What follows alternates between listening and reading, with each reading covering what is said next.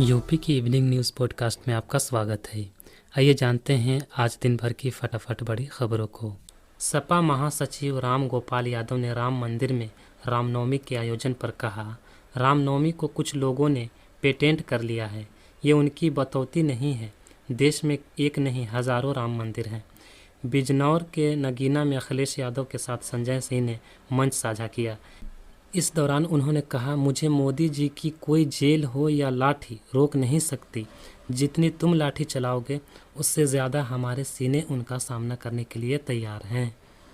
कन्नौज में 3 बच्चों के बाप ने कक्षा 8 की छात्रा से 6 माह पहले खेत पर दुष्कर्म किया।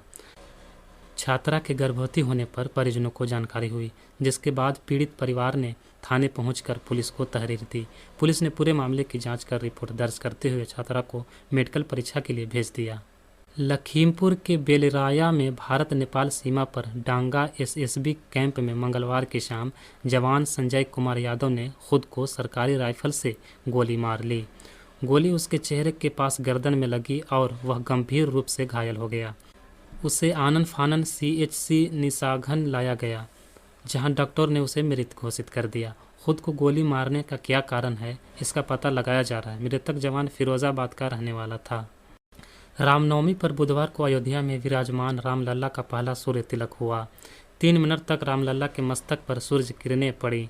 इसके लिए बेंगलुरु की कंपनी ने अष्टधातु के 20 पाइप से यह सिस्टम तैयार किया। कंपनी ने 1.2 करोड़ का ये सिस्टम मंदिर को डोनेट किया है।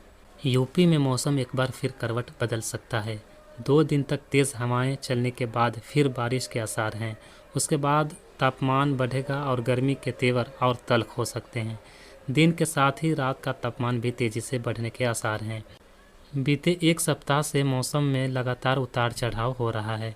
पहले धूप के तेवर चढ़े और उसके बाद 3 दिन तक आसमान में बादल छाए रहे। कई इलाकों में हल्की बारिश भी हुई। कांग्रेस नेता प्रियंका गांधी ने सहारनपुर में एक चुनावी रैली में सवाल उठाया कि बीजेपी के नेता संविधान बदलने की बात क्यों कर रहे हैं। समाचार एजेंसी ANI से प्रियंका गांधी ने कहा, किसी को डरना नहीं चाहिए। कहने का क्या मतलब है? संविधान को बदलने की बात बीजेपी कर रही है। संविधान बदलेंगे तो आरक्षण का क्या होगा? ये जो अधिकार है देश में, चाहे PM हो या फिर कोई किसान, वोट का जो अधिकार है उसका क्या होगा? यह चुनाव जनता का चुनाव होना चाहिए और जनता के मुद्दों पर बात होनी चाहिए। प्रियंका गांधी ने कहा, मोदी और भाजपा के नेता महंगाई की बात नहीं कर रहे हैं, बेरोजगारी पर बात नहीं हो रही है, ध्यान भटकाने की बात हो रही है। अमेठी रायबरेली से चुनाव लड़ने के सवाल पर कांग्रेस नेता राहुल गांधी ने कहा कि पार्टी की ओर से जो भी आदेश मिलेगा उसका पालन करूंगा। इंडिया गठबंधन के नेता राहुल गांधी और अखिलेश यादव ने लोकसभा चुनाव के पहले चरण के चुनाव प्रचार के आखिरी दिन बुधवार को उत्तर प्रदेश के गाजियाबाद में प्रेस कॉन्फ्रेंस की। कांग्रेस नेता राहुल गांधी ने कहा कि यह चुनाव विचारधारा का चुनाव है। एक तरफ RSS और बीजेपी संविधान और लोकतंत्र को खत्म कर रही है, इंडिया गठबंधन संविधान बचाने की लड़ाई लड़ रही है। वहीं अखिलेश यादव ने दावा किया कि PDA बीजेपी को हराने जा रही है। इस बार बीजेपी की विदाई शानदार होने वाली है। राहुल गांधी ने कहा, देश में 2 या 3 मुख्य मुद्दे हैं, बेरोजगारी, महंगाई और भागीदारी। राहुल गांधी ने कहा, बीजेपी भड़काव की राजनीति करती है। PM समुद्र में चले जाते हैं लेकिन मुद्दों के बारे में बात नहीं करते। कुछ दिन पहले ही मोदी ने ANI को इंटरव्यू दिया। PM का इंटरव्यू फ्लॉप शो था, इंटरव्यू स्क्रिप्टेड था। PM मोदी ने इलेक्टोरल बॉन्ड समझाने की कोशिश की। PM कहते हैं कि यह सिस्टम पारदर्शिता के लिए लाया गया, तो सुप्रीम कोर्ट ने यह सिस्टम रद्द क्यों किया? आखिर पारदर्शिता था तो बीजेपी ने चंदा देने वाली कंपनियों के नाम क्यों नहीं बताए? राहुल गांधी ने आरोप लगाया कि किसी कंपनी को कॉन्ट्रैक्ट मिलता है तो उसके बाद बीजेपी को पैसा मिलता है। किसी कंपनी पर ED की CBI की कार्रवाई होती है तो 10 या 15 दिन बाद बीजेपी को चंदा मिलता है। उन्होंने कहा, सड़क पर इसे वसूली कहा जाता है। PM मोदी ने भ्रष्टाचार के चैंपियन हैं। अखिलेश यादव ने कहा कि जिस दिन भारत सरकार किसानों की आय बढ़ा दे उस दिन गरीबी दूर हो जाएगी। जातिगत जनगणना सामाजिक न्याय देश की खुशहाली के लिए ज़रूरी है। अखिलेश यादव ने कहा, हम लोग G20 की तरह नहीं है जहां 2 चलता हो और बाकी सब ज़ीरो हों। उत्तर प्रदेश में कांग्रेस और समाजवादी पार्टी मिलकर लोकसभा चुनाव लड़ रहे हैं। छत्तीसगढ़ के बस्तर में संदिग्ध माओवादियों ने एक बीजेपी नेता की हत्या कर दी। यहां 19 अप्रैल को लोकसभा चुनाव के लिए मतदान होने वाला है।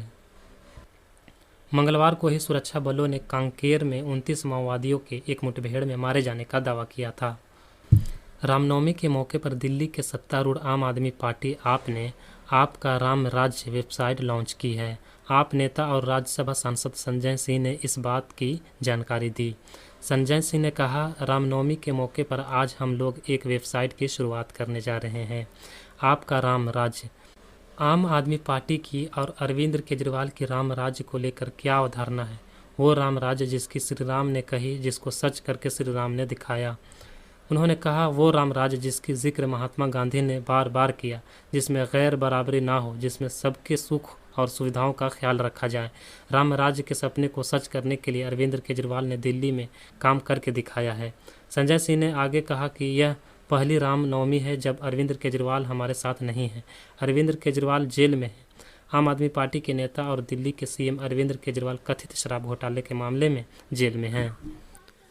बरेली में 3 साल के साथ रह रही प्रेमिका को अनजान लोगों के साथ शराब पीने पर टोका तो उसने प्रेमी की पिटाई कर दी। इसके बाद वह जेवर और नकदी लेकर चली गई। परेशान प्रेमी ने मंगलवार को एसएसपी दफ्तर में शिकायत कर युवती के खिलाफ कार्रवाई की मांग की। 1 अप्रैल से स्कूलों का नया सत्र शुरू हो चुका है। स्कूल में एडमिशन की मारामारी भी शुरू हो गई है। ऐसे में बच्चों के एडमिशन से पहले आधार कार्ड बनवाना भी ज़रूरी हो गया है। यूपी के आगरा में इसके लिए परिजन हर तरीके की तिगड़म अपना रहे हैं। संजय प्लेस स्थित आधार कार्ड सेंटर पर प्रतिदिन 4 से 5 जाली प्रमाण पत्र लेकर परिजन बच्चों का नया आधार कार्ड बनवाने के लिए आ रहे हैं। ऐसे में बच्चों के एडमिशन के लिए आज के समय में जन्म प्रमाण पत्र और आधार कार्ड बेहद ही ज़रूरी हो गया है। कम समय में जल्दी एडमिशन के चक्कर में जल्दी जन्म प्रमाण पत्र बनवाने के लिए परिजन जलसाजों के चक्रव्यूह में फंस जा रहे हैं। मात्र 500 से 1000 रुपये में जाली प्रमाण पत्र जलसाज बना कर दे रहे हैं। इसका बाद खुलासा आधार कार्ड सेंटर पर कागज़ों की जाँच के दौरान हो रहा है। आधार सेंटर पर भाई ने बताया कि जन्म प्रमाण पत्र की अधिकृत वेबसाइट से मिलती जुलती वेबसाइट का इस्तेमाल जालसाज कर रहे हैं। बीच में इनकी संख्या कम हुई थी, लेकिन एक बार फिर यह संख्या बढ़ने लगी है। आज के दिन भर में बस इतना ही। ये समाचार अब समाप्त हुए। नमस्कार।